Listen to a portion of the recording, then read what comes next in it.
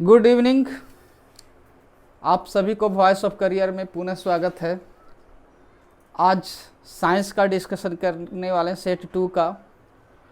और science set 1 में 3 question का डिस्कशन नहीं हो पाया था। कैमरे में कुछ प्रॉब्लम आ जाने के कारण ऑटोमेटिक बंद हो गया था। तो आज मैं उस क्वेश्चन को लूँगा, पहले 3 क्वेश्चन को डिस्कशन कर दूँगा जो छूट चुका था। और वो क्वेश्चन था कि कैल्शियम सेट 1 का 18वां क्वेश्चन है कि कैल्शियम का इलेक्ट्रॉनिक विन्यास क्या होगा। तो जब भी किसी का इलेक्ट्रॉनिक विन्यास निकालना होता है तो सर्वप्रथम हमें परमाणु संख्या की आवश्यकता होती है। तो परमाणु संख्या इसका जो होता है वह 20 होता है। और इसी परमाणु संख्या को क्या करना होता है, यहाँ पे सजाने का काम करते हैं। और परमाणु संख्या जो होता है वह प्रोटॉन की संख्या के बराबर इलेक्ट्रॉन की संख्या के बराबर होता है। एक उदासीन परमाणु में प्रोटॉन की संख्या इलेक्ट्रॉन की संख्या के बराबर होता है। तो इसमें कितना इलेक्ट्रॉन हो जाएंगे? 20 इलेक्ट्रॉन हो जाएगा। इसी 20 इलेक्ट्रॉन को सेल और सबसेल में सजाना होता है। मतलब हो गया कि 1s2, दूसरा सेल में 2 सबसेल होते हैं 2s2, 2p6, फिर 3 सेल में तीसरा सेल में 3 सबसेल होता है, s होता है, p होता है और d होता है। तो यहाँ पर इलेक्ट्रॉन को देखेंगे 3s2, 3p6, लेकिन d में इलेक्ट्रॉन नहीं जा पाता है, कारण कि उसका एनर्जी लेवल जो है वो ज़्यादा है। और इलेक्ट्रॉनिक विन्यास का रूल कहता है, बाउ प्रिंसिपल कहता है कि लो एनर्जी लेवल से हाई एनर्जी में इलेक्ट्रॉन पहले फिलअप होता है। तो d का जो एनर्जी लेवल है वो ज़्यादा है, जबकि 4s का एनर्जी लेवल है वो कम है। इसलिए इलेक्ट्रॉनिक विन्यास में पहले 4s में इलेक्ट्रॉन आएगा तो वह कितना हो जाएगा? 2 होगा। अब देखिए, चूंकि ऑप्शन जैसा कि बताया गया है, दिखाया गया है, इसमें यहाँ से यहाँ तक जो आता है 18 इलेक्ट्रॉन होते हैं। और 18 जो होता है वह क्या, कौन सा तत्व का होता है? तो आर्गन का होता है। और 4s2, इसीलिए इसका इलेक्ट्रॉनिक विन्यास जो हो जाएगा आर्गन और 4s2 हो जाएगा। 19 क्वेश्चन कहता है, 19वां क्वेश्चन जो है वह क्या है? 14 और C6 14 में कणों की संख्या पता करना है। तो कण की संख्या जो होती है, किसी भी परमाणु में पूछा जाए तो द्रव्यमान की संख्या और परमाणु संख्या को जोड़ देते हैं, वही हो जाएगा कण की संख्या। 14 और प्लस 6 और बराबर कितना हो गया? 20 हो गया। क्वेश्चन नंबर 20 का कहा जा रहा है कि निम्नलिखित में कौन सा ऐसा कंपाउंड है जिसका स्ट्रक्चर बनाते हैं तो एक वलय बनता है। वलय का मतलब हो गया ये रिंग होता है। तो रिंग जो है वह किस में होता है? देखते हैं, स्ट्रक्चर को देखते हैं। तो रिंग जो बन पाता है वह किस में बनता है? बेंजीन में बनता है। बेंजीन का सूत्र भी पूछ लिया जाता है, C6H6 होता है। इसका स्ट्रक्चर फॉर्मूला बनाते हैं तो C इस ढंग से बनता है। और एक जगह पर सिंगल बॉन्ड, तो एक को छोड़कर डबल बॉन्ड दिया जाता है। यहाँ सिंगल बॉन्ड, यहाँ पे डबल बॉन्ड हो गया, यहाँ सिंगल बॉन्ड, यहाँ पे डबल बॉन्ड हो गया। इस सब जगह जो है हाइड्रोजन को सेट किया जाता है। 6 हाइड्रोजन हो गया और 6 जो है कार्बन है। तो इस तरह का संरचना जो होती है, रिंग जैसी संरचना जो बनता है, इस ऑप्शन में जो है प्रश्न के, वह बेंजीन में होता है और बाकी के में नहीं पाया जाता और बाकी सब में ओपन होता है। तो उम्मीद करते होंगे कि सेट 1 का 3 क्वेश्चन जो छूट चुका था तो उनका डिस्कशन हम कर पाए। अब जो डिस्कशन करेंगे वह सेट 2 का, साइंस सेट 2 का सेट डिस्कशन करने वाले हैं क्वेश्चन नंबर 1 से। तो क्वेश्चन नंबर 1 क्या कहता है? सेट 2 का सेट 2 का प्रथम क्वेश्चन क्या कहता है देख के बात करते हैं। पहला क्वेश्चन कहता है कि मैग्नीशियम आयन का तुल्यांकी भार क्या होगा। मैग्नीशियम आयन का तुल्यांकी भार क्या होगा। तुल्यांकी भार क्या होगा। तो जब भी तुल्यांकित भार निकालना हो, किसी भी यौगिक का निकालना हो, किसी भी आइटम तत्व को निकालना हो, तो 3 बातों का ध्यान किया जाता है। वह कौन कौन सा 3 बात है जो ध्यान देने वाली बात होती है। तो ध्यान रखेंगे उस बात को। क्या क्या ध्यान में रखना है। हाइड्रोजन को ध्यान में रखना है, OH को ध्यान में रखना है और आयन को ध्यान में रखना होता है। आयन की संख्या, आयन की संख्या और उस तत्व का या उस यौगिक का अनुभार लिख देना है। उसका एटॉमिक भार निकाल के क्या करना है कि हाइड्रोजन की संख्या जो है उससे डिवाइड करेंगे। अगर उस आइटम में OH आया है तो OH की कितनी संख्या है उससे डिवाइड करना है, या अगर वो आयन के रूप में है तो वह कितना आयन की संख्या है उससे डिवाइड कर देंगे। तुल्यांकित भार निकल चुका रहेगा। जैसे इसमें दिल है मैग्नीशियम आयन का, मैग्नीशियम आयन का तुल्यांकित भार ज्ञात करना है। तो करेंगे क्या कि मैग्नीशियम का पहले अनुभार लिखेंगे, एटॉमिक वेट लिखेंगे। एटॉमिक वेट निकालेंगे तो मैग्नीशियम का पता होना चाहिए आपको कि एटॉमिक वेट कितना होता है, तो 24 होता है। अब देखिए ये आयन के रूप में है। किसी भी यौगिक या किसी भी परमाणु के ऊपर जो चार्ज दिखाई देता है या तो नेगेटिव में होगा या तो पॉजिटिव में होता है, वही क्या हो गया आपका आयन की संख्या के रूप में बतलाता है। तो यहाँ पर कितना है आयन की संख्या 1 और 2 गो है, इसलिए 2 से डिवाइड कर देंगे। इसलिए मैग्नीशियम आयन की तुल्यांकी भार जो हो जाएगा वह कितना हो जाएगा 12 हो जाएगा। कितना हो गया 12 हो गया, देख सकते हैं। तो उसका कंपाउंड का या तत्व का परमाणु भार और बटा उसका आयन का है तो आयन की संख्या से भाग दे देंगे। अगर इसको निकालना चाहता है CO3, इसका तुल्यांकी भार निकालना है तो क्या करेंगे, इस CO3 का पहले भार निकालेंगे, अनुभार निकालेंगे। तो कार्बन को पता है कि 12 होता है, ऑक्सीजन का 16 होता है, लेकिन कितना है ऑक्सीजन 3, तो 16 तिया 48, ये टोटल हो गया।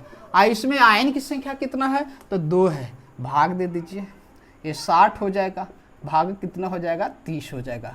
ठीक उसी तरह से ध्यान से देखिएगा H2SO4, H2SO4 में का में तुल्यांकी भार निकालना है, का तुल्यांकी भार निकालना है, तुल्यांकी भार निकालना है। तो सबसे प्रथम क्या करना है, इसका अनुभार ज्ञात करना है। तो हाइड्रोजन का भार जो होता है एटॉमिक वेट 1 होता है, लेकिन 2 गो है तो 2 से गुना कर दिए। प्लस सल्फर का कितना होता है 32 होता है परमाणु भार। ऑक्सीजन का 16 होता है, लेकिन है कितना 4, तो 16 गुने कितना लिखेंगे 4 लिख देंगे। टोटल को जोड़ेंगे तो ये 64, 32, 2 तो 98 हो जाएगा, तो 98 हो गया। अब क्या कहा गया है, क्या बतलाया गया है कि उस यौगिक में हाइड्रोजन है तो कितना हाइड्रोजन है, देख सकते हैं हाइड्रोजन की संख्या कितना है तो 2 है, तो 2 से भाग देती है। अगर उस यौगिक में OH की संख्या दिखला रहा है तो OH की कितनी संख्या 1 है तो 1 से भाग देंगे, 2 रहेगा तो 2 से डिवाइड कर देंगे, 3 रहेगा तो 3 से डिवाइड देंगे। अगर ना हाइड्रोजन मौजूद हो और ना ही OH मौजूद हो तो निश्चित रूप से आयन के रूप में होगा। सिर्फ 3 बात को ध्यान में रखना होता है तुल्यांकी भार ज्ञात करने के लिए। कौन कौन सी बात ध्यान रखना होता है, हाइड्रोजन की संख्या कितना है, अगर ये ना मिले तो OH की संख्या दिखाई देगा, अगर OH भी ना दिखाई दे तो आयन के रूप में रहेगा। सिर्फ 3 बात को बस उसका अनुभार लिखिए और उसको जितना जो इसकी जो संख्या है उतना से डिवाइड कर देंगे। है H2SO4 में हाइड्रोजन की कितनी संख्या बतला रहा है 2 दिखाई दे रहा है, तो 2 से डिवाइड कर देंगे, इसका कितना आंसर हो जाएगा 49 हो जाएगा। उम्मीद करते होंगे कि इन सभी चीज़ों को समझ पाए होंगे तुल्यांकी भार कैसे निकाला जाता है। नेक्स्ट क्वेश्चन की ओर चलते हैं। दूसरा मेरा क्वेश्चन कहता है कि गर्भाशय में भ्रूण को पोषण प्रदान करने वाला उत्तक कौन सा है। गर्भाशय में भ्रूण को पोषण प्रदान करने वाला उत्तक कौन है, तो पता होगा प्लेसेंटा होता है। क्या होता है? प्लेसेंटा होता है, जिसे अपरा भी कहा जाता है। तो इस प्रश्न का उत्तर हो जाएगा प्लेसेंटा, फेलोपियन ट्यूब और ओविडक्ट। फेलोपियन ट्यूब और ओविडक्ट, ध्यान रखेंगे, फेलोपियन ट्यूब को ही ओविडक्ट कहा जाता है। फेलोपियन ट्यूब को ही क्या कहा जाता है? ओविडक्ट कहा जाता है। मानव में, ह्यूमन्स बींग्स में, मादा में रिप्रोडक्शन प्रोसेस जो होता है, संपन्न जो होती है, ये फेलोपियन ट्यूब में ही होता है या ओविडक्ट में ही होता है। इस ऑप्शन को बताने का मेरा तात्पर्य ये है, लेकिन आंसर क्या हो जाएगा आपका? प्लेसेंटा हो जाएगा। नेक्स्ट क्वेश्चन की ओर चलेंगे, तीसरा क्वेश्चन की ओर। तीसरा क्वेश्चन क्या कहता है? कहता कि ठोस है। ठोस है, कौन सा ठोस है? सॉलिड कौन है? निम्नलिखित में सॉलिड कौन है, ठोस कौन है, ठोस का उदाहरण कौन है? तो ध्यान में रखना चाहिए बात आप सबको। क्या क्या बात ध्यान में रखने की बात है?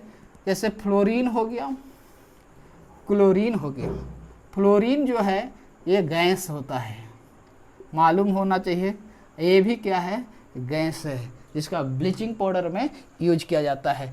फ्लोरीन हो गया, क्लोरीन हो गया, उसके बाद ब्रोमीन। एकलौता ये है जो कि इसमें पाया जाता है, लिक्विड रूप में पाया जाता है, द्रव अवस्था में ब्रोमीन पाया जाता है। फिर उसके बाद क्या हो गया? आयोडीन। आयोडीन सॉलिड अवस्था में पाया जाता है, सॉलिड ठोस अवस्था में पाया जाता है। और एक होता है स्टैटिन। स्टैटिन सारा एक ग्रुप का होता है, ये भी क्या होता है? सॉलिड होता है। तो इस प्रश्न का उत्तर जो हो जाएगा, देख सकते हैं ऑप्शन की ओर। ऑप्शन की ओर देखेंगे तो फ्लोरीन, फ्लोरीन क्या है? गैस है, ये आंसर नहीं होगा। फिर है क्लोरीन, क्लोरीन भी क्या है? गैस है, ये भी आंसर नहीं होगा।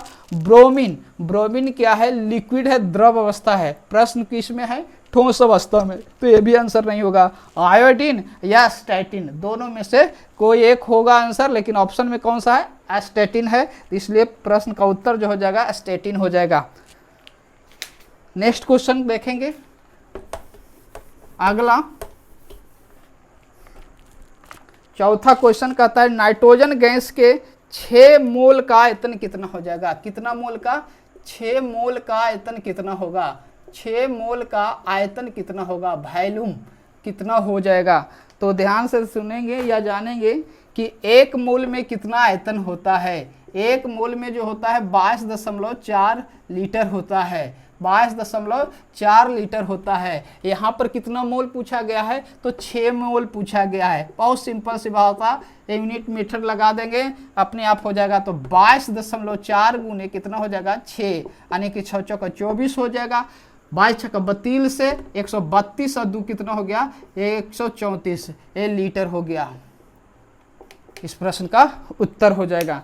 नेक्स्ट क्वेश्चन, नेक्स्ट क्वेश्चन की ओर चलेंगे। पांचवा क्वेश्चन, पांचवा क्वेश्चन कहता है कि एल्युमिनियम, ऐसा लिखा हुआ है, पांचवा क्वेश्चन है, इसको एल्युमिनियम आयन भी कहेंगे। कह रहा कि प्रोटॉन की संख्या क्या होगा? तो इसमें प्रोटॉन की संख्या क्या होगा? ऐसे ना लिखकर इसको ऐसे भी व्यक्त किया जा सकता है, ध्यान रखेंगे, ऐसे भी व्यक्त किया जा सकता है, या इसी को लिखा जा सकता है एल्युमिनियम आयन। तीनों में से कोई भी भाषा का प्रयोग हो सकता है। ये रिप्रेजेंटेटिव हो गया, रिप्रेजेंट कर रहा है इस ढंग से, इस ढंग से, या भाषाबद्ध में होगा तो ये होगा। तीनों का मतलब एक है। अब कहा जा रहा है कि इसमें प्रोटॉन की संख्या कितना होगा। तो इसको समझने के लिए हम पहले क्या करेंगे, एक समान एल्युमिनियम को बात लिखते हैं। यह न्यूट्रल हो गया, उदासीन एल्युमिनियम है, यह जो है आयन के रूप में एल्युमिनियम है।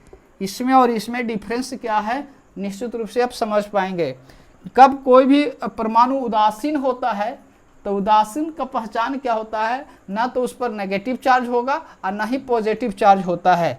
तो यह इस पे उदासीन है, कोई पर नहीं है, तो उदासीन होता है। तो परमाणु संख्या जो होता है प्रोटॉन की संख्या के बराबर होता है, इलेक्ट्रॉन की संख्या के बराबर होता है। एल्युमिनियम की परमाणु संख्या जो होता है वह 13 है, तो इस स्थिति में प्रोटॉन की संख्या इसमें 13 होगा, इलेक्ट्रॉन की संख्या भी कितना होगा, 13 होगा। ये उदासीन एल्युमिनियम की बात हो रहा है, लेकिन हमारा इसमें प्रश्न पूछा जा रहा है। तो जब उदासीन न होकर जिस पे चार्ज लगा हुआ होता है, पॉजिटिव चार्ज होता है, तो उसमें क्या होता है, उसमें क्या होगा, परमाणु की संख्या प्रोटॉन की संख्या बराबर होता है।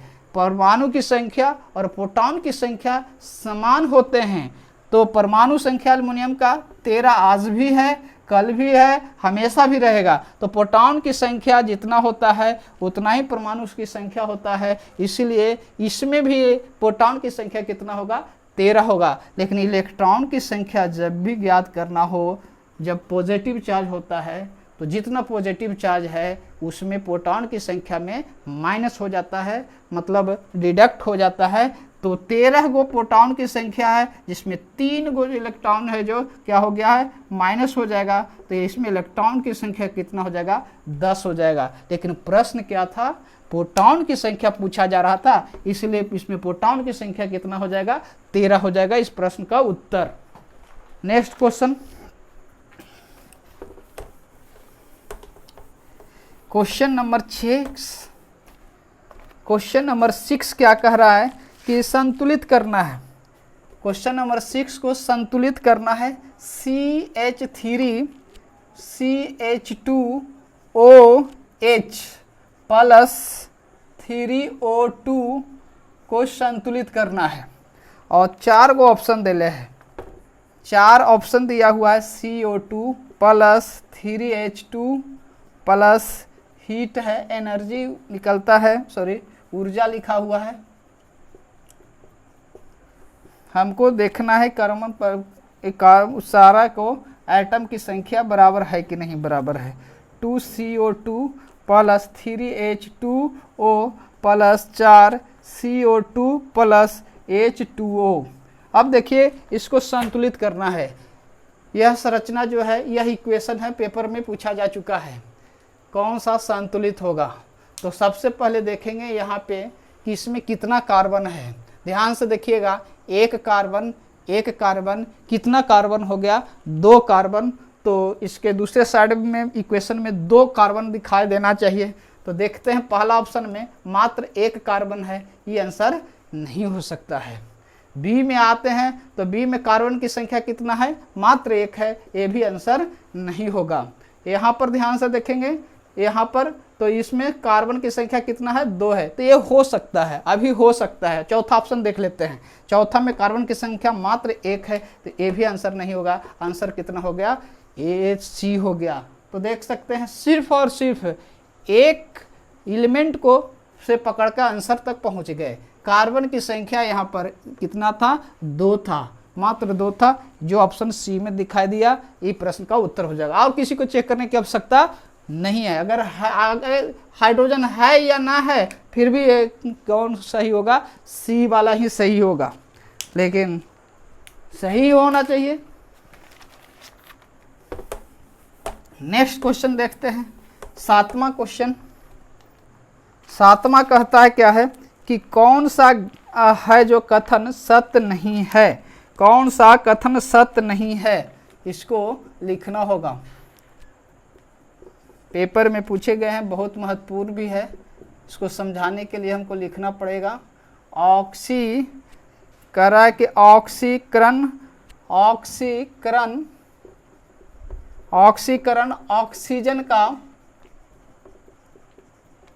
ऑक्सीजन का लाभ है। दूसरा ऑप्शन कहता है अपचयन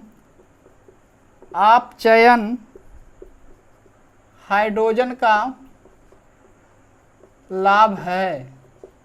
शॉर्ट में लिख रहे हैं, ऑप्शन आपके पास है। फिर तीसरा कहता है ऑक्सीकरण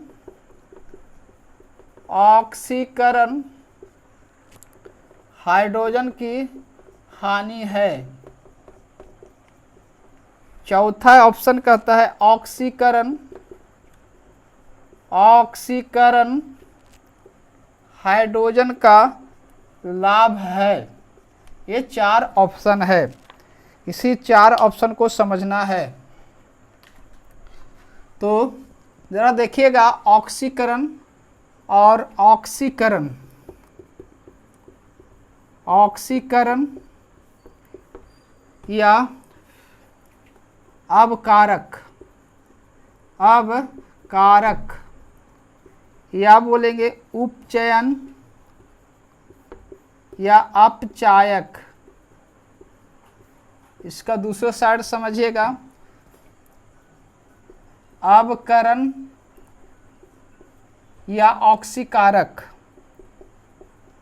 ऑक्सीकारक या अपचयन, अपचयन, अपचयन या उपचायक।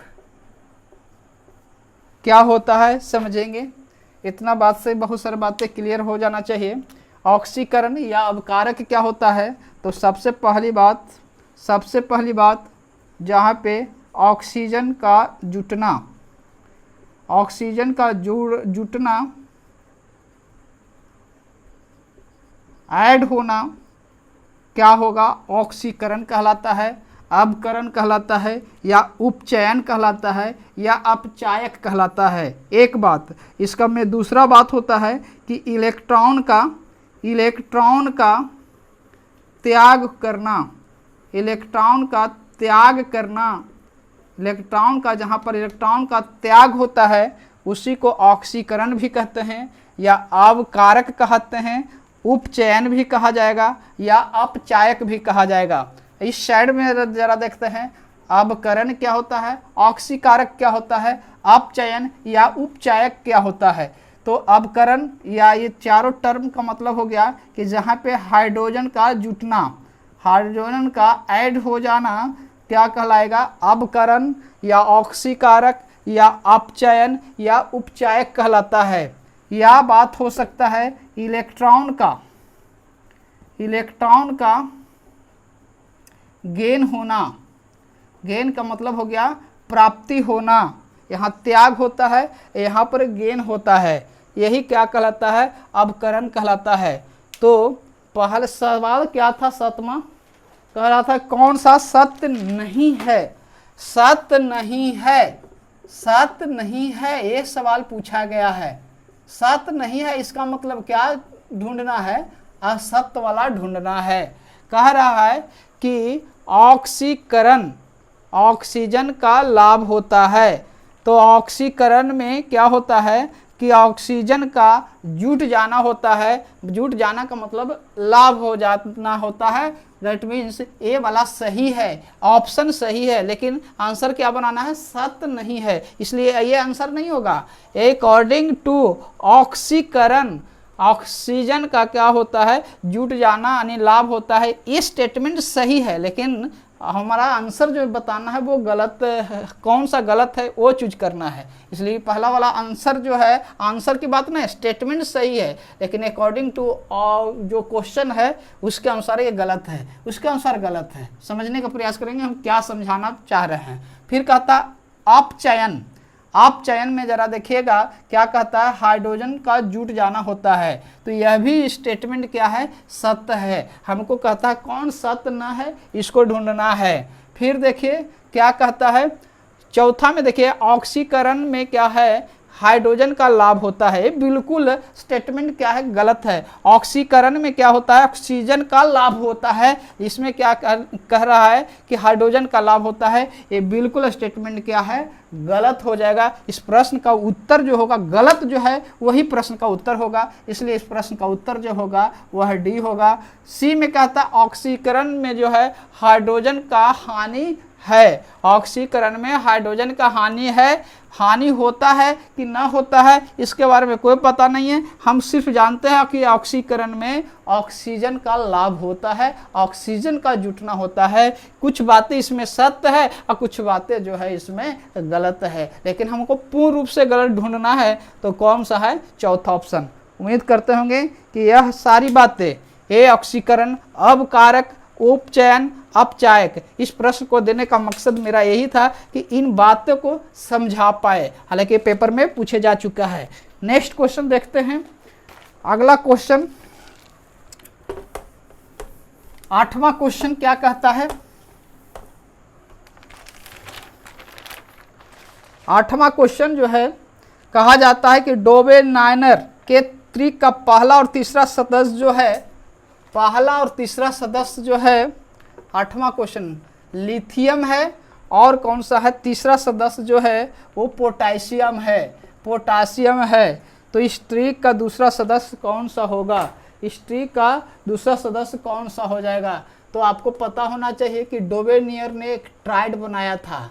ट्राइड तत्वों के वर्गीकरण में डोबेनियर का क्या योगदान था कि ट्राइड बनाया था, 3 तत्व लिया था और 3 तत्व के परमाणु भार के अनुसार सजाया था। उनके परमाणु भार के अनुसार सजाया था तो उसके बीच वाले का परमाणु भार, बीच वाले का परमाणु भार जो है अन्य 2 परमाणु भार का औसत के बराबर होता है, औसत के बराबर होता है। तो लिथियम है, पोटेशियम है, तो आ जाता है कौन, बीच में कौन सा आता है, तो वह सोडियम होता है।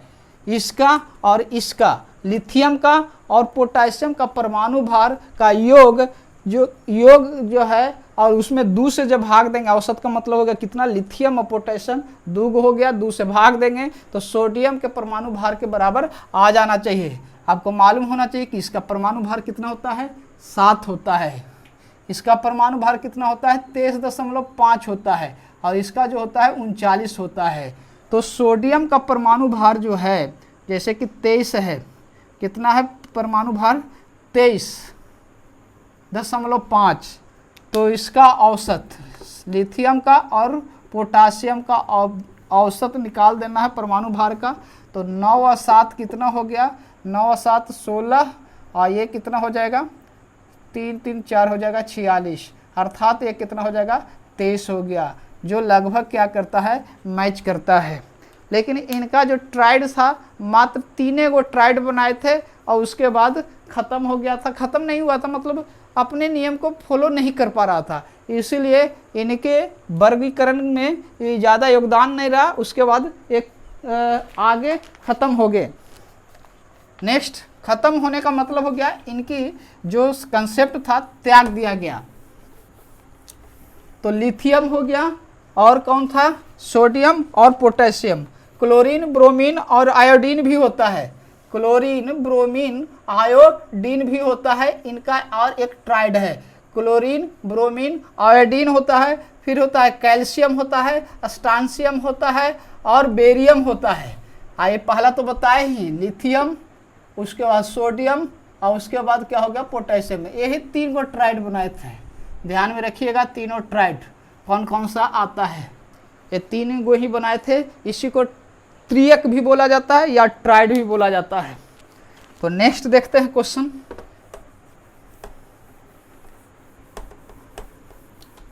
अगला क्वेश्चन कहता है क्या, कहता है कि कौन सा समीकरण वेग समय संबंध को दर्शाता है।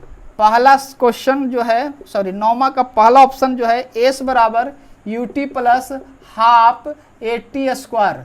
दूसरा जो है वह v बराबर u माइनस AT, और तीसरा जो है वह क्या है, 2as बराबर v² माइनस u², और चौथा जो है वह क्या है, v बराबर u प्लस AT है। इसमें सवाल कह रहा था कि वेग और समय में कौन सा संबंध बताता है, वेग और समय में कौन सा संबंध बताता है।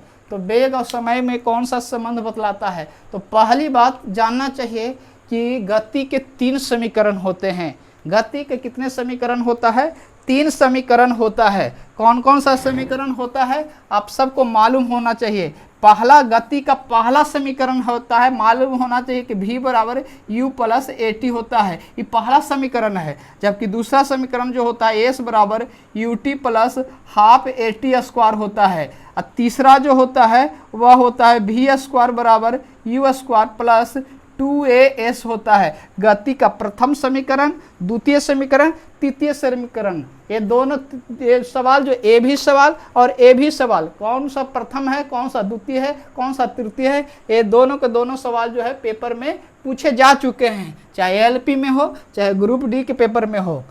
क्या है मेरा सवाल, वेग समय को कौन सा समीकरण को रिप्रेजेंट करता है। तो सबसे पहले कि इस ऑप्शन से इसको हटा दीजिए, क्योंकि ये कोई समीकरण होता ही नहीं है। होता क्या है, v बराबर u प्लस AT होता है। यहाँ पर दिले क्या, v बराबर u माइनस AT है। तो ये तो खैर खत्म, एक गलत था, मीनिंगलेस था। अब बात रहा ए तीन गो पर हमको विचार करना है। तो जब जब आपको टर्म के साथ समीकरण को पूछने की बात किया जाता हो, हालांकि इसका सही जवाब देने के लिए हमको ग्राफ दिखाएंगे तभी सही जवाब दे सकते हैं, लेकिन फिर भी जवाब दे सकते हैं। कैसे जरा दे सकते हैं, जब जब इस शब्द के साथ पूछा जाए तो इन बातों को ध्यान में रखेंगे। कौन कौन से दो बात को ध्यान में रखना है, समीकरण से u को क्रॉस खत्म कर दीजिए और a को खत्म कर दीजिए। u और a को हटा देना है, जो बच जाएगा उस समीकरण का उस शब्द के साथ संबंध हो जाएगा। देखकर बात करते हैं, है ना, क्वेश्चन में देखकर बात करते हैं। जैसे यहाँ पर ये है v बराबर u प्लस AT, तो क्या हो गया, v बराबर u प्लस AT में u को छोड़ दीजिए, हटा दीजिए, a को छोड़ दीजिए, तो क्या हो जाएगा, v का मतलब क्या हो गया, वेग, और t का मतलब क्या हो गया, समय हो गया। यानी गति के प्रथम समीकरण जो होता है जिसमें क्या हो गया, वेग और समय को दर्शाता है, समय को निर्धारित करता है। गति के प्रथम समीकरण में वेग और समय को रिप्रेजेंट करता है। कैसे ऐसे सवाल भी हो सकते हैं कि गति का कौन सा समीकरण होता है जिसमें वेग और समय को दर्शाता है, तो गति का प्रथम समीकरण में दिखाता है। द्वितीय में जरा देखते हैं क्या हो गया, क्या हम बतला है कि u को और a को डिलीट कर दीजिए, तो u को क्या कर दिए, डिलीट कर दीजिए, और a को भी क्या कर दिए, डिलीट कर दिए, तो बच गया क्या, ध्यान से देखिए s, और यहाँ पर क्या है t का मतलब क्या होता है, समय होता है, और s का मतलब विस्थापन होता है। सेट 1 में हमने बतलाया था s मतलब क्या होता है, विस्थापन होता है। अर्थात गति का द्वितीय समीकरण जो होगा क्या बतलाता है, विस्थापन और किसको बताएगा, समय को बताता है। ध्यान रखेंगे, विस्थापन अगर ना लिखा हुआ मिले तो आपको स्थिति भी दिखाई दे सकता है ऑप्शन में, तो घबराना नहीं है, शब्दों का बड़ा जाल होता है। स्थिति या समय या विस्थापन या समय, कौन सा समीकरण दिखाता है, तो द्वितीय समीकरण दिखलाता है। अब देखेंगे तृतीय समीकरण में क्या बात है चल रहा है, तो u और a को डिलीट करना है, u को हटा दीजिए, a को हटा दीजिए, बच गया का, v से हो गया वेग, s से क्या हो गया, विस्थापन। तो गति का तृतीय समीकरण जो होता है वह कौन सा हो गया, वेग, और कौन सा हो गया, s का मतलब हो गया विस्थापन। विस्थापन न रहे तो स्थिति से भी हम जान जाएंगे कि वह विस्थापन को स्थिति बोल रहा है या स्थिति को ही विस्थापन बोल रहा है। तो इस प्रश्न में वेग और समय कहाँ पर आया था, v बराबर u प्लस AT और v बराबर a प्लस AT कौन सा जगह पर है, d में है। तो इस प्रश्न का सही आंसर जो होगा कौन सा हो जाएगा, d हो जाएगा। तो इसमें ये बहुत इंपॉर्टेंट है, गति का कौन सा समीकरण प्रथम हो गया, तो ये हो गया, 2 हो गया, ये हो गया, 3 हो गया। ध्यान रखेंगे, नंबरिंग को ध्यान रखना है।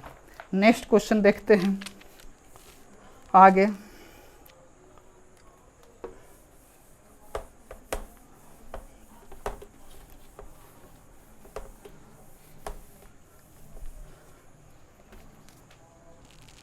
आगे 10वां क्वेश्चन क्या है, पॉलन ग्रेन। पॉलन ग्रेन कहाँ पाया जाता है, पॉलन ग्रेन कहाँ पाया जाता है, तो आपको जानना चाहिए कि फ्लावर का 4 पार्ट होता है। कितने टाइप होते हैं, 4 टाइप्स होते हैं। स्ट्रक्चर में इसके कितने होते हैं, 4 होता है। कौन कौन सा होता है, तो एक जो होता है इसको कैलिक्स बोलते हैं, दूसरा को क्या बोलते हैं, कोरोला कहा जाता है, कैलिक्स। दूसरा क्या होता है, कोरोला होता है। इसी को इकाई को सेपल बोला जाता है, इसका इकाई को पेटल कहते हैं। तीसरा जो पार्ट होता है उसको कहा जाता है एंड्रोसियम, एंड्रोसियम कहा जाता है, इसको स्टेमन कहा जाता है, एक इकाई को स्टेमन कहा जाता है। और चौथा जो होता है उसे कहते हैं गाइनोसियम कहा जाता है, इसके एक इकाई को कहा जाता है पिस्टिल, इसके एक इकाई को क्या बोलते हैं, पिस्टिल कहा जाता है। तो पॉलन ग्रेन कहाँ पर पाया जाता है, इसमें सबसे मुख्य जो होते हैं, फ्लावर में सबसे मुख्य जो भूमिका निभाता है वह कौन सा होता है, एंडोसियम और गाइनोसियम होता है। एक कैलिक्स जो होता है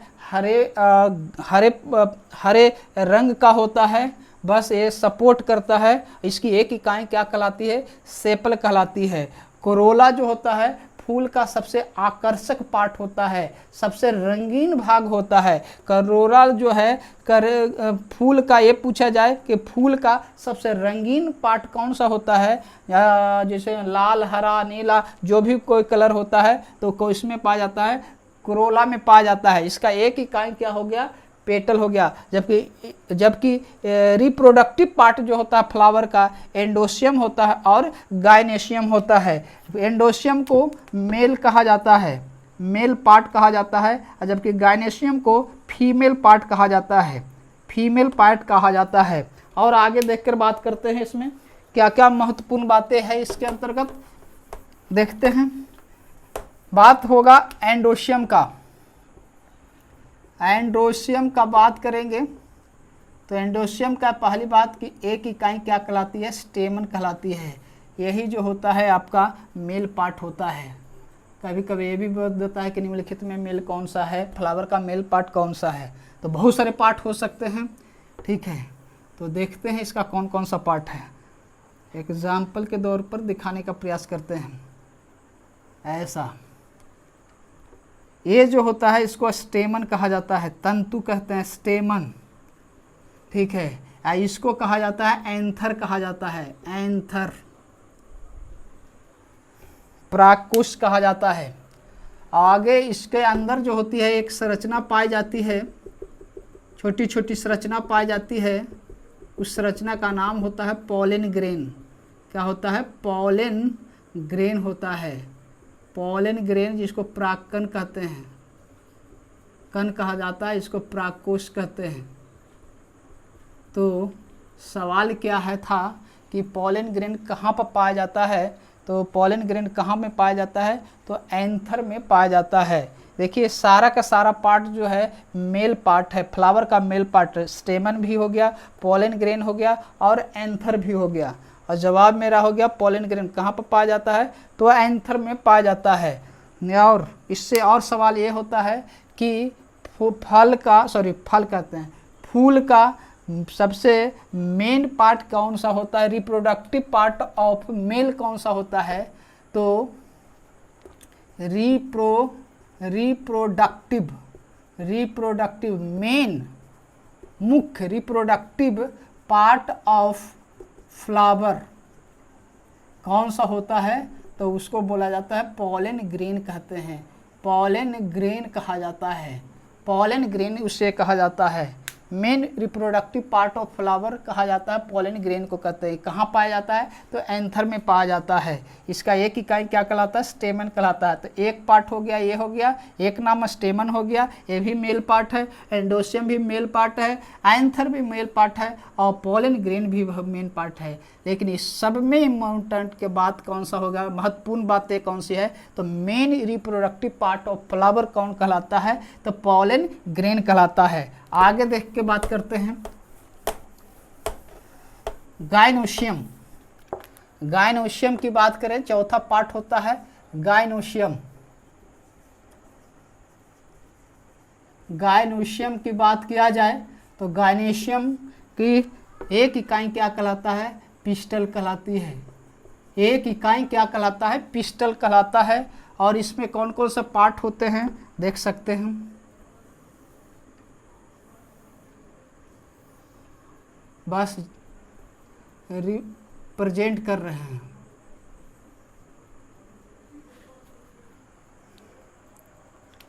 सबसे पहली बात, इसका टॉप को स्टिग्मा कहा जाता है, स्टिग्मा कहा जाता है। तो इस सवाल पूछा भी गया है कि फूलों के सबसे टॉप पार्ट को क्या कहा जाता है, तो स्टिग्मा कहा जाता है। फूलों के सबसे ऊपर वाला भाग को क्या कहते हैं, तो स्टिग्मा कहते हैं। ये जो तंतु देख पा रहे हैं इसको कहा जाता है स्टाइल, इसे क्या कहते हैं, स्टाइल कहा जाता है। और ये जो देख रहे हैं उसको बोला जाता है ओवरी कहते हैं, ओवरी क्या बोला जाता है, ओवरी अंडाशय कहते हैं। और इसके अंदर में जो पाया जाता है उसको ओव्यूल कहा जाता है, ओव्यूल क्या कहते हैं, ओव्यूल। ये भी प्रश्न पूछे जा चुका है एनटीपीसी में कि फूल के केंद्र में क्या पाया जाता है, केंद्र में क्या होता है, तो केंद्र में क्या पाया जाता है फूल के, तो ओव्यूल होता है। और यहाँ से सवाल क्या बनता है, सारा जितना देख पा रहे हैं सब के सब जो है फीमेल पार्ट है। फ्लावर का फीमेल पार्ट कौन सा है, तो ऐसा नहीं कि सिर्फ ओवरी आएगा, जितने देख रहे हैं, जितना नाम देख रहे हैं सब के सब क्या है, फीमेल पार्ट ही है। लेकिन यहाँ से सवाल पूछे जा सकता है, ओवरी से सवाल क्या पूछा जाता है, जैसे कि मेल पार्ट में हम लोग देखे थे कि main reproductive part of male flower में कौन सा होता है, तो पॉलन ग्रेन होता है। ठीक उसी तरह से यहाँ पर फीमेल में क्या हो जाएगा, मेन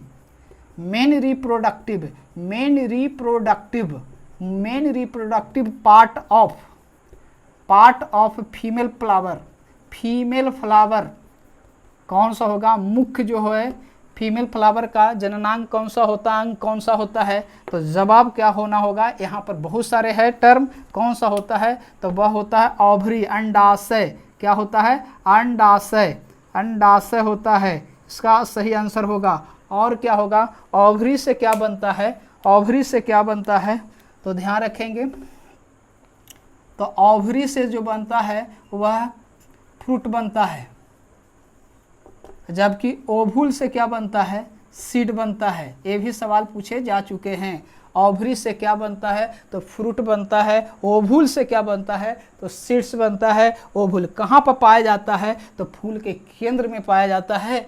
फूल से संबंधित 90% क्वेश्चन जो है यहीं से सवाल होता है। और उम्मीद करते हैं कि सारे पार्ट को समझ पाए होंगे।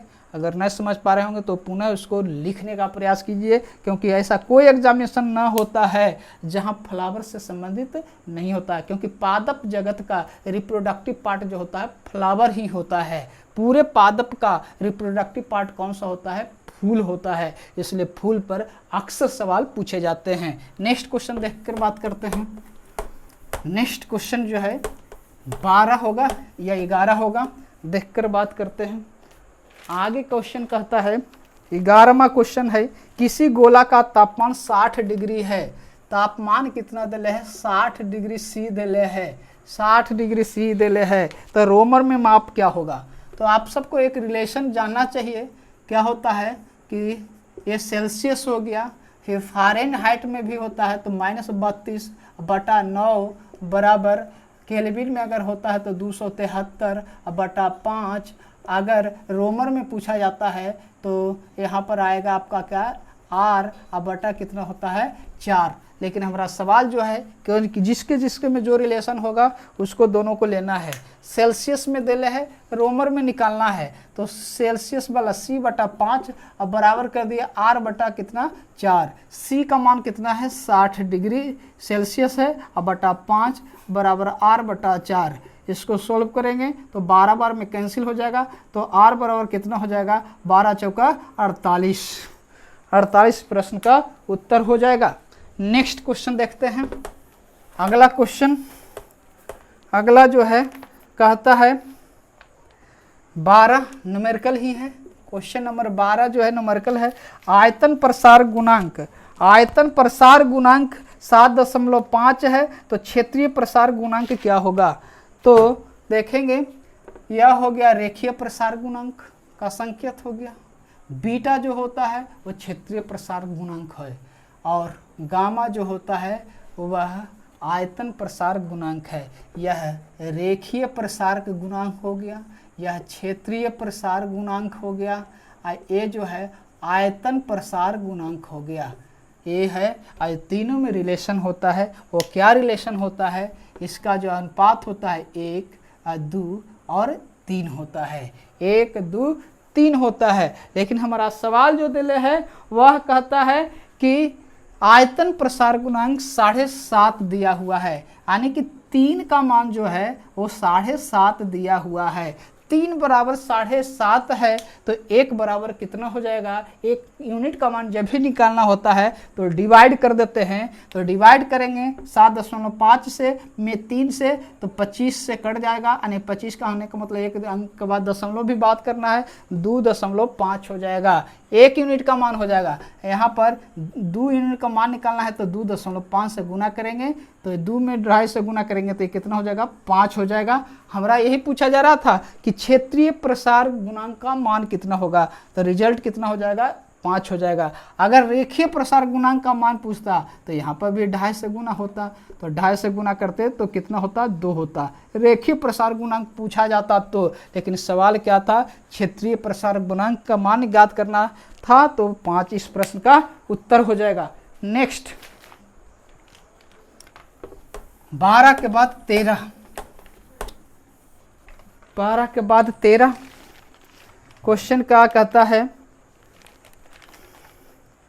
ऐसा ऐसा ऐसा है, त्वरण ज्ञात करना है। देखिए इस प्रश्न का 13 का ऑप्शन से ही बन जाएगा, बनाने की जरूरत भी नहीं है। मीटर पर सेकंड स्क्वायर पहला ऑप्शन है, दूसरा ऑप्शन जो है 2.5 सेंटीमीटर पर, ये तो खैर कुछ है भी गलत दिले है, 2.5 मीटर एस स्क्वायर दिले है, और डी में जो है 2.5 सेंटीमीटर पर सेकंड स्क्वायर है। और यहाँ पर प्रश्न जो दिले है बल बराबर 5 न्यूटन दिले है, और 2 kg द्रव्यमान जो दिले है 2 kg दिले है।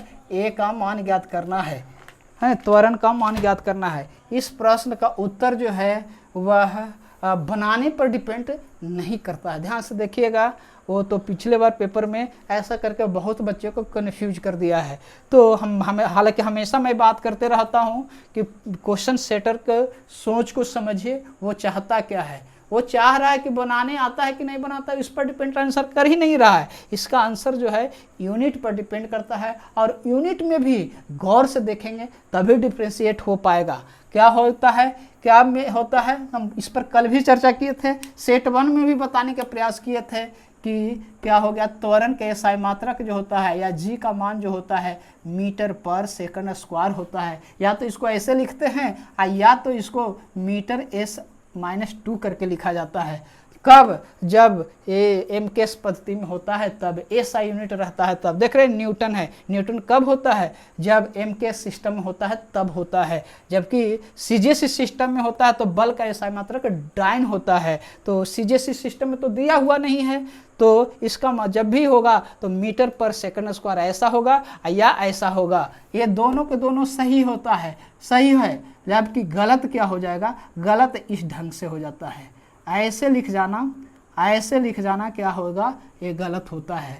ऐसे लिख जाना गलत होता है, या ऐसे लिखेंगे तो पर भी गलत हो जाएगा, ऐसे लिखेंगे तो पर भी गलत है, ये भी गलत है, ये भी गलत है। ध्यान से देखेंगे तो भी पता चल पाएगा। तो देखिएगा इसमें मीटर पर सेकंड स्क्वायर एक एक सही है, 2.5 तो सब जगह है। देखेंगे यहाँ पर क्या पर नहीं लगा हुआ है, गलत हो गया।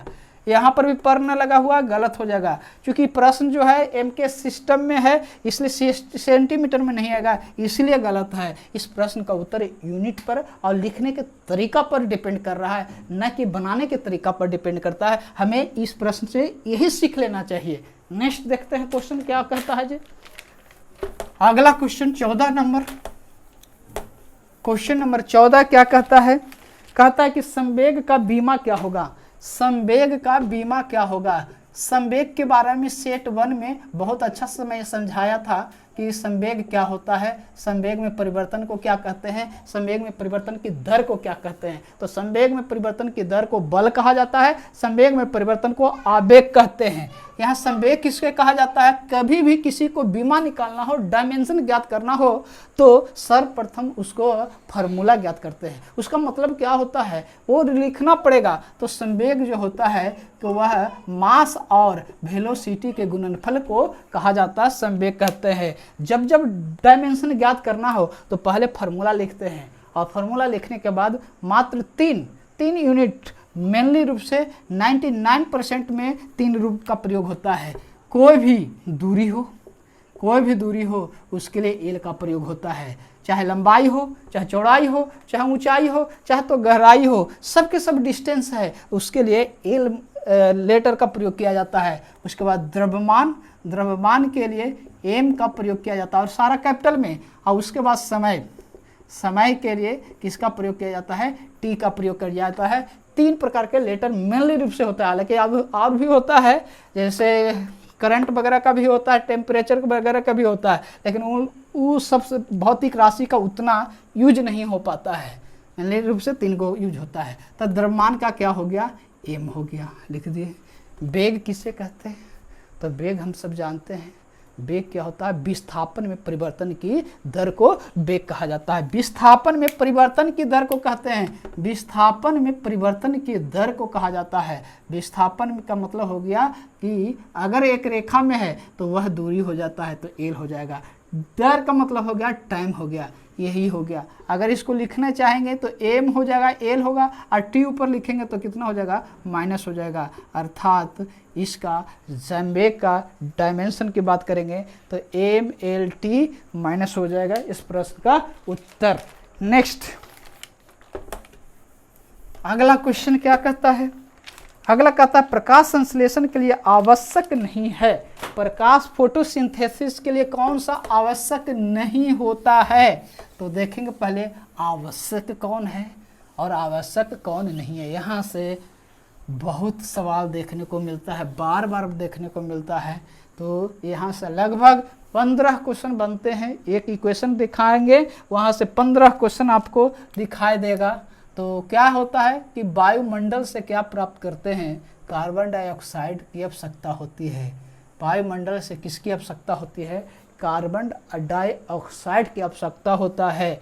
और पेड़ के जड़ों से जो होता है जलवाष्प जो होते हैं, ह्यूमिडिटी जो होता है, जिसे हम लोग H2O बोला जाता है। पेड़ के जड़ों में जलवाष्प यानी कि H2O पाया जाता है, इसकी आवश्यकता होती है। और किसकी आवश्यकता होती है, तो सूर्य का प्रकाश की आवश्यकता होता है, सनलाइट, सूर्य के प्रकाश की आवश्यकता होती है। और किसका आवश्यकता होता है, क्लोरोफिल की आवश्यकता होता है, क्लोरोफिल की आवश्यकता होती है।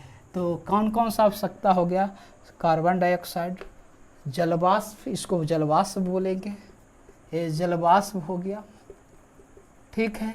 ये क्या हो गया, कार्बन डाइऑक्साइड हो गया, इस सब तो पता ही होगा, कार्बन डाइऑक्साइड। तो सवाल मेरा था, सवाल आपका क्या था कि प्रकाश संश्लेषण में कौन से आवश्यक नहीं है, तो सूर्य का प्रकाश आवश्यक है, फिर क्या कहता है, कार्बन डाइऑक्साइड है, क्लोरोफिल है। सूर्य का प्रकाश आवश्यकता होती है, क्लोरोफिल आवश्यकता होती है, कार्बन डाइऑक्साइड आवश्यकता होता है, जलपास आवश्यकता होता है, लेकिन ऑप्शन में क्या है, ऑक्सीजन। तो इस प्रश्न का उत्तर क्या हो जाएगा, ऑक्सीजन हो जाएगा। और देखेंगे इससे अन्य सवाल क्या बन पाता है, इससे इक्वेशन क्या क्या बनता है जरा देखेंगे। इससे बनता है C6 बनता है, H12 बनता है, O6 बनता है, इससे ग्लूकोज कहते हैं, इससे ग्लूकोज बनता है, ग्लूकोज कहते हैं। तो पूछा भी जाता है कि प्रकाश संश्लेषण क्रिया के दरम्यान किस यौगिक का निर्माण होता है सॉरी फिर उसके बाद क्या होता है, ऑक्सीजन निकलता है। देखिए निकलने वाले पदार्थ क्या होते हैं, ऑक्सीजन होता है, जबकि आवश्यक पदार्थ कौन कौन सा होता है, कार्बन डाइऑक्साइड और जलवाष्प होता है, सूर्य का प्रकाश और क्लोरोफिल होता है।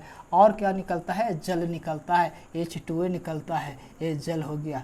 तो 3 चीज़ जो होता है प्राप्ति होती है, कौन कौन सा, ग्लूकोज हो गया, ऑक्सीजन हो गया और जल होता है। तो बहुत महत्वपूर्ण चीज़ होती है, क्या बनता है और क्या आवश्यक होता है। तो हम समझते हैं कि इससे संबंधित जो है बीपीएससी में इस बार के पेपर में भी प्रश्न पूछ लिया गया था कि प्रकाश संश्लेषण के दरमियान जो होता है कौन सा गैस निकल जाती है, तो कौन सा गैस होगा, ऑक्सीजन होता है। कौन सा आवश्यक नहीं होता है, तो ऑक्सीजन होगा। देख रहे हैं किस संदर्भ में क्या बोला जा रहा है, यही प्रश्न की सबसे देने की अच्छी जवाब होता है कि प्रश्न को कितना समझ पाते हैं। नेक्स्ट की बात किया जाए, क्वेश्चन नंबर 16, क्वेश्चन नंबर 16 क्या कहता है, क्वेश्चन नंबर 16 है कि ग्राफीन क्या है। ग्रेफिन, तो ध्यान से देखिएगा, कार्बन का अप्रूप, कार्बन का अप्रूप जो है एलोट्रॉपी जिसको कहते हैं, हाइप्रोपी कहा जाता है, अप्रूप कहा जाता है। और कार्बन का जो अप्रूप जो होता है वह 4 गो होता है। ध्यान से सुनिएगा कितना होता है, 4 गो, 2 गो नहीं 4 गो। आज से पढ़ेंगे कि कार्बन का अप्रूप कितना होता है, 4 होता है। वह कौन कौन सा होता है, जरा समझने का प्रयास करेंगे। पहले तो बात आप सबको पता है, सबका दिमाग में बैठा हुआ है कि हीरा क्या है, कार्बन का अप्रूप है, हर किसी को पता है, बच्चे बच्चे को पता है, हर घर में पता है। दूसरा है क्या, तो वह ग्रेफाइट, ग्रेफाइट ये भी पता है, मेनली रूप से 2 को हम लोग पढ़े हैं। लेकिन क्या बोलते हैं, एनसीईआरटी बुक में अगर आप देखेंगे तो आपको चारों को चारों आपको मिल जाएगा। पहला हीरा और ग्रेफाइट तो पूरे हिंदुस्तान, पूरे वर्ल्ड जानते ही जानते हैं, लेकिन जो अच्छे से अध्ययन करते हैं उनको पता होता है। एक और होता है जिसको बोलते हैं फुलेरिन बोला जाता है, फुलेरिन होते हैं। और चौथा जो होता है ग्रेफिन होता है। क्या होता है, ग्रेफिन, ग्रेफिन होता है। तो एनटीपीसी में भी सवाल पूछा जा चुका है कि ग्रेफिन क्या है, जैसे ऑप्शन दिए हैं वैसे ही ऑप्शन बनाया गया है। तो ग्रेफिन क्या है, कार्बन का अप्रूप है। इसके बारे में आपको पता है, इसके बारे में थोड़ा सा हम बतला देते हैं। ग्रुप डी में यहाँ से सवाल पूछा गया है, 2 सवाल इससे पूछा गया है। पहला सवाल कि फ्लोरीन की आकृति कैसी होती है, तो फ्लोरीन की जो आकृति जो होती है थोड़ा सा देखेंगे, ऐसा होता है। अगर किताब होगा तो ध्यान से देखिएगा, पढ़ देखिएगा तो इसका चित्र जो मिलेगा इस तरह से मिलेगा। अर्थात इसकी जो आकृति जो होती है वह फुटबॉल की जैसी होती है। कैसा, फुटबॉल के जैसा इसकी आकृति होती है। तो फुटबॉल के जैसा कार्बन के कौन से अप्रूप का फुटबॉल की जैसे आकृति होता है, तो वह कौन सा होता है, फ्लोरीन। इसमें कितने कार्बन होते हैं तो बताना चाहिए कि कार्बन कितने होते हैं, 60 होता है, 60 होता है। तो उम्मीद करते होंगे कि कार्बन के अप्रूप के बारे में आप भली भांति से अवगत हो चुके हैं। हीरा, ग्रेफाइट, फ्लोरीन और कौन सा, ग्रेफिन होता है। फ्लोरीन में कार्बन कितने, 60 होता है। इसकी आकृति कैसे होती है, तो फुटबॉल की आकृति की जैसी होती है। इससे इतने ही सवाल बनते हैं। हीरा और ग्रेफाइट के बारे में आपको पता है, कितना रत्नांक होता है, क्या होता है, वो आप पढ़ लीजिएगा या पता भी होगा। नेक्स्ट, मानव शरीर की सबसे छोटी हड्डी कौन है, तो इसके बारे में ज़्यादा नहीं बताएंगे। स्टेपिज होता है, पता होता है। सेक्स डिटर्मिनेशन कौन का किसे कहते हैं, इसके बारे में हम चर्चा किए थे पिछले सेट में, मतलब सेट नंबर 1 में बतलाया था कि सेक्स डिटर्मिनेशन क्या होता है, सेक्स डिटर्मिनेशन कौन कहलाता है, सेक्स डिटर्मिनेशन कौन सा कहलाता है। तो आपको बतलाया गया था, या जानते होंगे या नहीं जानते हैं तो फिर से जान जाइए कि क्रोमोसोम जो होता है वह 2 प्रकार का होता है। कौन कौन सा होता है, एक होता ऑटोसोम, ऑटोसोम होता है, और दूसरा क्या होता है, ऑलोसोम होता है, ऑलोसोम होता है। ऑटोसोम का मतलब हो गया कि चाहे तो मेल हो या फीमेल हो, मेल हो या फीमेल हो, दोनों में समान रूप से गुणसूत्र पाया जाता है, उसे कहते हैं ऑलोसोम कहते हैं। जबकि ऑटोसोम कहते हैं। और जबकि ओलोसोम में क्या होता है, तो मेल में कुछ और होता है गुणसूत्र, और जबकि फीमेल में कुछ और गुणसूत्र होता है। कहने का मतलब होगा जब डिफरेंट गुणसूत्र पाया जाता है उसे कहते हैं ऑलोसोम कहते हैं, और जब एक समान गुणसूत्र पाया जाता है उसे ऑटोसोम कहा जाता है। और ऑटोसोम में क्या होता है, शरीर के निर्माण के लिए एक गुणसूत्र होता है, इसकी संख्या जो होता है 22 जोड़ा होता है, और जबकि इसकी संख्या जो होता है 1 जोड़ा होता है। एक जोड़ा को ही कहा जाता है सेक्स डिटर्मिनेशन कहते हैं। एक जोड़ा को ही क्या कहा जाता है, सेक्स डिटर्मिनेशन कहा जाता है। और सेक्स डिटर्मिनेशन में कौन कौन सी बातें आती है आपको पता होगा कि मेल में कौन सा गुणसूत्र होता है और फीमेल में कौन सा गुणसूत्र होता है। तो मेल में जो होता है 100 और 22 गुणसूत्र होता है, और फीमेल में क्या हो गया, 100 और 100 हो गया। तो यही बतलाया, देख रहे हैं इसमें 22 है, इसमें 100 है, ये डिफरेंट है, दोनों में सेम नहीं है। तो जो असमान होता है उसी को क्या बोलते हैं, ऑलोसोम कहा जाता है। इसकी संख्या कितना होता है, 1 पेयर में होता है। 1 पेयर का मतलब कितना होता है, 2 होता है। 22 पेयर का मतलब कितना हो गया, 44 हो गया। 44 हो गया, एक पेयर का मतलब हो गया 2 हो गया, तो 44 और 2 कितना हो गया 46। तो मानव में गुणसूत्र की संख्या कितना होता है 46 होता है। तो सेक्स डिटर्मिनेशन को क्या कहते हैं आलोसोम कहा जाता है। आलोसोम में गुणसूत्र की संख्या कितना होता है तो 2 होता है। ध्यान रखेंगे अगर ये प्रश्न पूछ ले तो कंफ्यूज ना होना है। क्या प्रश्न पूछे कि मानव के आलोसोम में गुणसूत्र की संख्या होता है तो कितना बताएंगे, या तो एक पेयर या तो कितना बताएंगे 2 लिखेंगे। ऐसा नहीं कि मानव बोला 46 बोल दिए, तुरंत गलत हो जाएगा। अंतिम तक शब्दों तक क्या करना है आपको ध्यान देकर पढ़ने की जरूरत होता है। यानी कि मानव दिया 46 आंसर हो गया तो गलत हो जाएगा। ऑटोसोम में पूछा जाए तो 22 जोड़ा या कितना 44 प्रश्न का उत्तर हो जाएगा। नेक्स्ट देखते हैं क्वेश्चन क्या कहता है। अगला प्रश्न कहता है कि एक घोड़ा है 200 न्यूटन का। न्यूटन किसका यूनिट होता है तो 2 बल का होता है। अगला क्या है भी का मानदंड है 27 किलोमीटर पर आवर दिया हुआ है। और तो कहता खींचता है तो घोड़े के द्वारा शक्ति क्या होगा, घोड़े द्वारा शक्ति क्या होगा। तो आपको पता होना चाहिए कि शक्ति बराबर क्या होता है। तो शक्ति बराबर जो सूत्र होता है हम सब जानते हैं, शक्ति बराबर जो होता है काज करने की दर को क्या कहते हैं शक्ति कहते हैं। काज करने के दर को क्या कहा जाता है शक्ति कहा जाता है। और काज किसको कहते हैं वर्क किसे कहते हैं। हम सब जानते हैं कि साइंस की भाषा में वर्क तभी होता है जब फोर्स लगता है और वस्तु डिस्प्लेसमेंट होता है तभी फोर्स माना जाता है। तो यानी कहने का मतलब हो गया फोर्स इनटू डिस्प्लेसमेंट हो गया। अब बटा क्या हो गया टाइम हो गया। आपको पता है कि डिस्प्लेसमेंट और टाइम को डिवाइड करते हैं तो वेग प्राप्त होता है। वेलोसिटी क्या होता है इसी डिस्प्लेसमेंट में परिवर्तन की दर को क्या कहते हैं वेग कहा जाता है। ये वेग ये एस क्या मतलब क्या हो गया ये डिस्प्लेसमेंट लिखा हुआ है। काज बराबर बल गुने विस्थापन होता है। विस्थापन हो गया। अब विस्थापन और समय को से जब भाग देते हैं तो उसे कहते हैं वेग। यानी कि वेग बराबर क्या होता है विस्थापन में परिवर्तन के दर को कहते हैं। तो इतना की जगह पर क्या लिख दिए भी लिख दिए। अब मेरा फोर्स दिले है 200 और वेग दिले है 27। देखिए 27 किलोमीटर में दिले है, जबकि न्यूटन जो होता है केजी मीटर पर सेकंड स्क्वायर होता है। तो हमको मीटर सेकंड में इसको कन्वर्ट करने के लिए 5/18 से क्या करना होगा गुना करना होगा। और 5/18 से जब गुना करेंगे तो 9 दूनी का 18 और 9 तिया 27 और 2 से कितना हो गया 100 और 3 पचे कितना हो गया 1500 वाट इस प्रश्न का उत्तर हो जाएगा। नेक्स्ट क्वेश्चन की ओर देखते हैं। और अंतिम प्रश्न कहता है कि मानव मादव में प्रजनन कहाँ पर संपन्न होता है तो फिलोपियन ट्यूब में। मानव ह्यूमन बींग्स में प्रजनन कहाँ पर संपन्न होता है तो फिलोपियन ट्यूब में होता है। फिलोपियन ट्यूब कैसा होता है जरा देखेंगे थोड़ा सा इस ढंग से देखेंगे। ये फिलोपियन ट्यूब होता है। इसी ट्यूब को काट दिया जाता है यानी कि ये फीमेल पार्ट होता है फीमेल ऑर्गन होता है। तो फीमेल में या मानव मादा में कहाँ पर संपन्न होता है रिप्रोडक्शन संपन्न होता है तो इसी फिलोपियन ट्यूब में होता है। यहाँ पर ओवा का निर्माण होता है। यहाँ पर ओवा का निर्माण होता है।